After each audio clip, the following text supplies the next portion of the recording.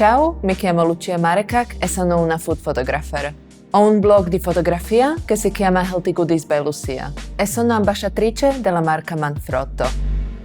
Sin da piccola sono sempre stata innamorata del cibo. Mi piace cucinarlo e condividerlo. Questa passione ha dato vita prima ad un blog e poi si è trasformata nel mio lavoro di fotografa. Per me il cibo è un insieme di ingredienti che trasmettono colori ed emozioni. Così, quando lo fotografo, diventa una gioia per gli occhi e per il cuore.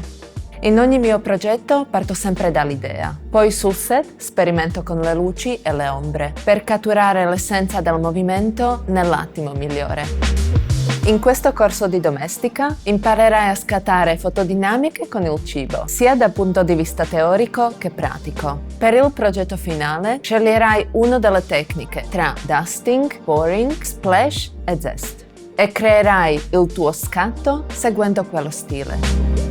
Prima di tutto vedrai come si imposta la fotocamera per un scatto dinamico, come usare la luce per catturare il movimento e come preparare il set. Dopodiché ti mostrerò come congelare l'istante in cui lo zucchero a velo cade su un dolce e la tecnica del pouring, in cui verseremo una bevanda in un bicchiere. Poi vedremo come ottenere uno scatto splash e infine uno zest shot con una scorza di limone.